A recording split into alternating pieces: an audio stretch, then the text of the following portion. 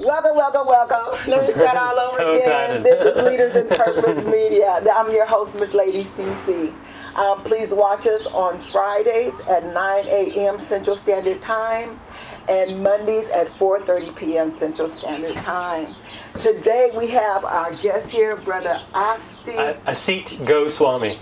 Asit Goswami, and we're going to talk to him. He ran for office. Actually, he was even recommended by our own Senator Ernie Chambers, and well, that's something. Senator Ernie Chambers hasn't recommended anybody for years, so that's really something. I'm proud of it. Yes, Yeah. yes. So before we go, I want to just say thank you to KPAO. And Mr. Mike and Chris and all the people that work there at the KPAO, as well as I want to give a moment of silence to those who are fallen from COVID-19, as well as being killed unnecessarily by our authority, our police officers who were sworn to serve and protect the people instead of serving and protecting us. Now it's just a war. It's been a war on us for over 400 years, and it hasn't changed, unfortunately. And also I just want to give respect to our ancestors that we all came from, who did not believe in profit before life. So one moment please for our ancestors and those who passed away, COVID-19, being killed violently, or just who died, period.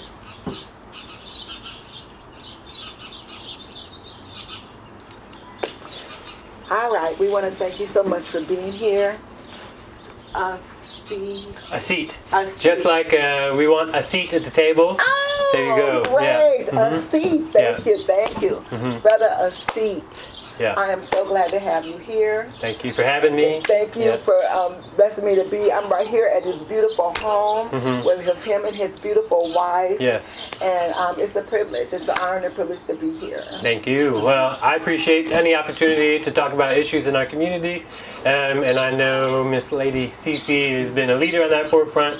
And so to be able to have a chance to just kind of sit down and talk some more about this, I appreciate that opportunity myself. So, all right. Thank you. Our community. There's so many great things going on in our community, and I'm not the kind of person that'll talk about something without saying something positive, because there's a lot of great things. I love the United States of America. I love it. It's a place of the land of the free and the home of the brave. It's a place where if you want to, you can be free and to I'm saying that, but actually it's not. It's not. But we grew up with that promise. We grew up with that promise is real, right? We grew up with that promise. We grew up with the promise of being able to work and hard and have a home and a family and a white picket fence and a dog and a cat if we want to, and that's the promise. That's the promise that we grew up with. United States of America. People come here from all over the world. Absolutely. All over the world to start all over again. My parents had that opportunity, in the mid 70s. They were born in India. They both were in school and wanted to be physicians. And America was giving out visas at that time to people from India and other countries to come and be a physician here, because there was a great need for that. And so they came. Both of my parents are physicians. My father is a pediatrician. My mother's in physical medicine and rehab. Wow. And so I grew up outside of Chicago with my parents in the suburbs, and got to experience some of that promise. The promise that education should be available for all citizens no matter what. And, coming out of that, public education to be able to have opportunity should be equal and afforded to all. And pretty quickly, though, as a person of color, you see that promise may be available more for some people and less so for others. Okay. And that's something, anybody with their eyes open could see that. Absolutely. Okay. Okay, so you're saying a person of color. Now, are you putting yourself in that category coming from India? Are you considered a person of color? So it's an interesting story that you asked me. Yeah, I do consider myself a person of color.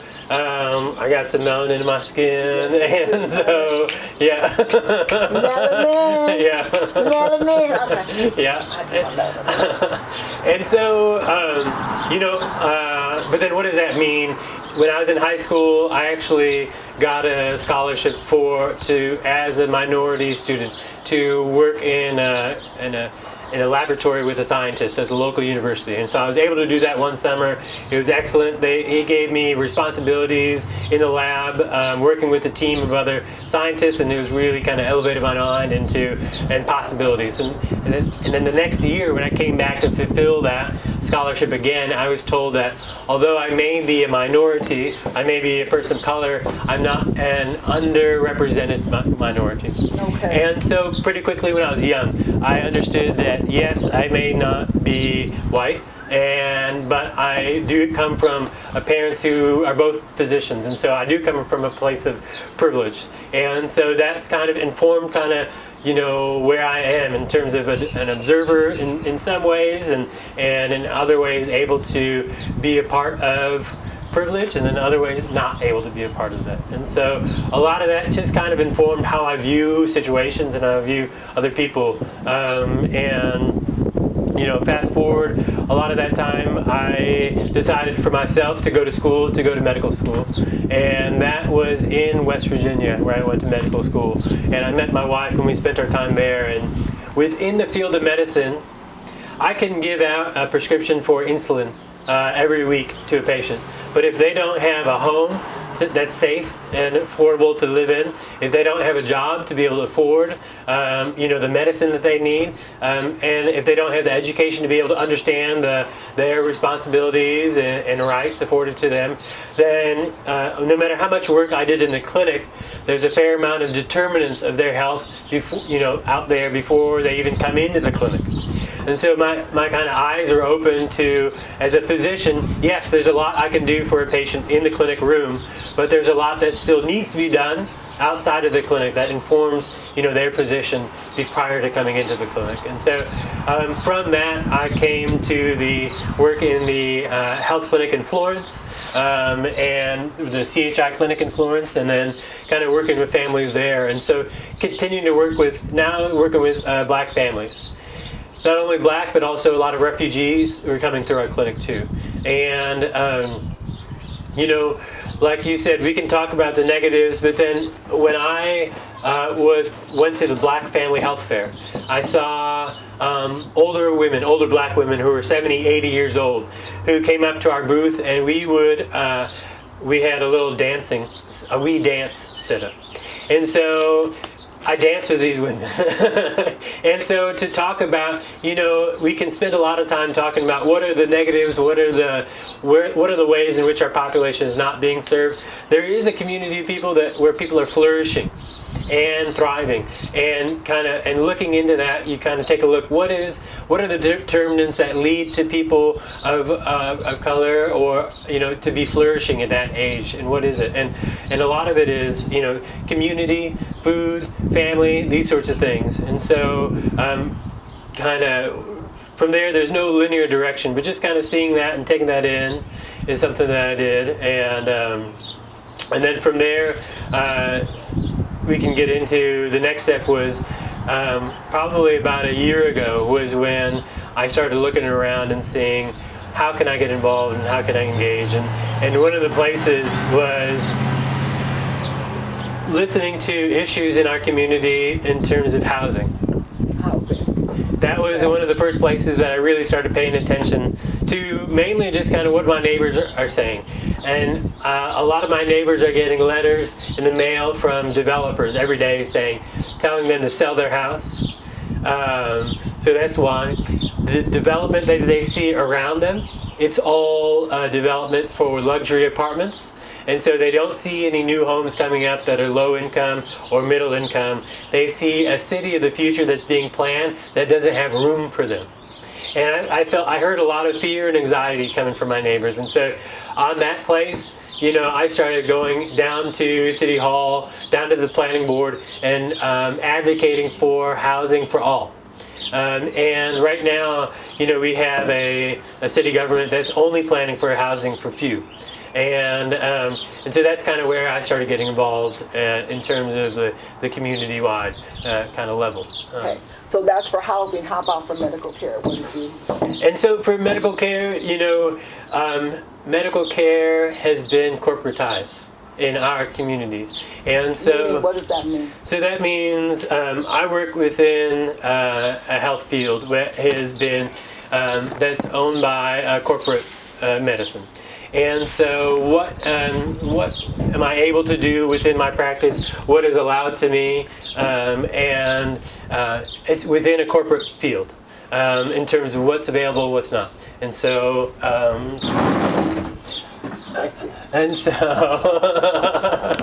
Okay, so what's been allowed? Mm-hmm. And so within that field, there's not. I do my work within the clinic, and so and within the hospital, and so that means within that realm, I kind of work to the benefit of all my patients, and so that's not that is whoever comes through the door and whoever my patient, I serve them as best my capacity is. Okay. But then again, looking at what other opportunities are there to be able to kind of help and serve, and then that's when we started looking at housing issues. And so an interesting thing to talk about is when you engage with the city about housing issues, pretty quickly you get into a conversation where the city will say, Dr. Goswami, I hear you advocating for people that can't afford a home. And as a city, we apologize that there are individuals, because housing is a commodity.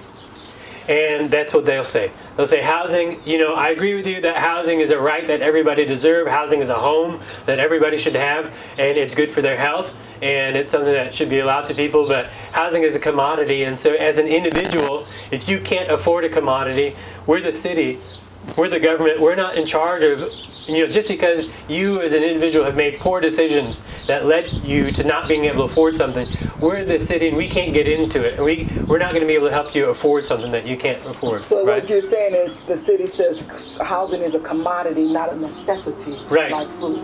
Yes, and then on the other lens, they'll say that, the price is set for housing, what's developers are able to build within this market, that's up to the free market. And the free market is mysterious. It runs of its own accord, and we are the government. We're not involved in regulating the market.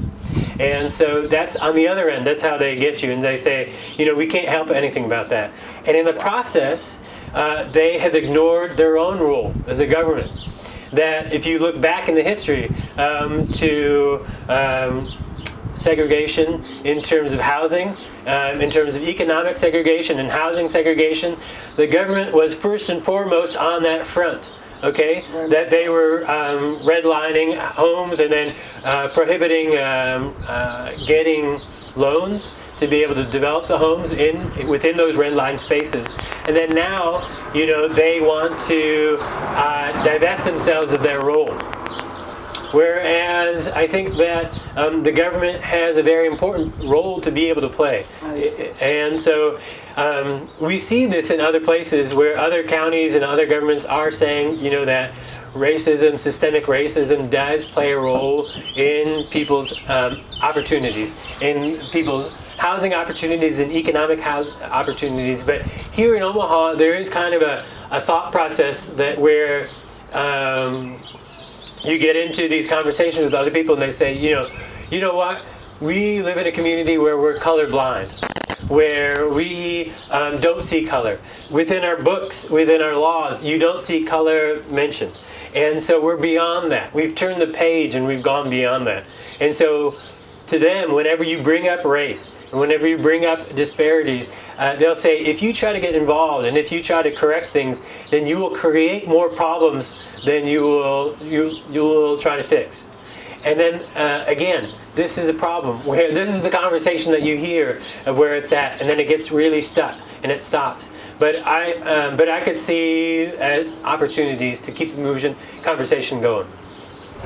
That is amazing. Mm-hmm. Thank you for that behind the scenes look. Yeah. when we talk about housing and we talk about disparity, it's almost 20 minutes. Yeah. And it shows 28. We're gonna go and have another session. Sure. And then we're gonna talk about our government and what the role it's playing, and is it too involved or not involved, and what issues. When we look at other countries, Right. and we're seeing what they're doing for their people. I know I just got through listening to the Canadian president, and he's giving his people $8,000 more so each, so they don't have to choose between going to the doctor and going to work. You know. That's an example of prioritizing people over profits. Absolutely. Exactly. So before we go, I want to end with that. Prioritizing people over profits. United States of America. We were told that we are the big brothers and the big sisters. We're told that it says, bring us your homeless, bring us your tired, bring us your poor. With the Statue of Liberty. In fact, we all know this first, the Statue of Liberty was the first a black woman, and then they took that one away and made it European. I don't know if you knew that. No, I did not. Yeah, it was first black. It was a gift from France, Right. for liberating us from slavery. And so America didn't put her up, and they put up get another one instead. Oh wow. Yeah. Okay. But why we're supposed to be leaders and an example to the rest of the world. What's going on? We've been taken over by corporate interests. Straight up. We've been taken over by corporate interests. Yeah. Now we're looking at the Constitution of the United States of America that was set up by a patriarchal society. Now, I thought that our Constitution had some guidelines in place for our country to stay for the people and by the people, instead of not for the country, for the people by, instead of for the corporation by the corporation. I agree with you. But I think that at the national level, it's really been taken over by corporate interests. And then that is where you've got the Republican Party, that there's all sorts of things that we could talk about them, but one thing that for the past 40 years, since Ronald Reagan, they say the government is the problem. It's not the solution, the government is the problem. And so for the past 40 years, you've had one political party that's just bashing the government, saying all of the government is like the DMV. It's useless, it's inefficient, we should not pay more taxes into this government, because the more money you give to the government, the more money that's going to be wasted, is what they all say. And then the government should not be regulating, and they wanted to shift power away from the government to corporations. Because they say, corporations, they argue this, they say, the government should not be in the business of healthcare. You should privatize that practice and have healthcare corporations take the lead on that. The government is not in charge of, should not be in charge of running a jail. You should privatize that jail and have corporation run that, because corporations are always more efficient. This is a story that they tell themselves. Like, corporations are always more efficient and better at running operations. Okay. Now we're just going to take a look at that just briefly. Look at the privatization of different things. Okay. Let's look at the privatization of our penal system. Yeah. Our system. Because of the privatization of our penal system, and I'm not saying that word correctly, I do apologize. Privatization. Privatization. Privatization. You got it. Privatization. Privatization. Because of the privatization of our penal system, we have now the womb to the school to the pipeline, to the womb school to the prison pipeline. Yeah.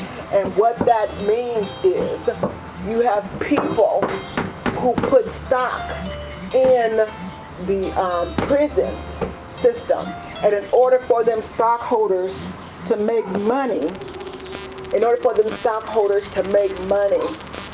they have to keep those prisons full. And how do you keep the prisons full? You keep the prisons full by what they're doing now. The womb to school to prison pipeline. You have laws in place that puts greed before life. you take children, 7, 8, and 9, 10 years old, and you slap them with adult charges.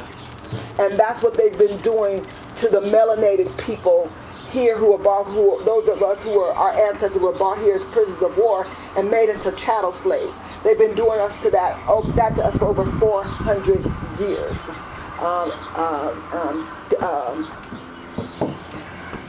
Privatization of the medical systems, and I think that's what they're doing with the COVID-19 right now.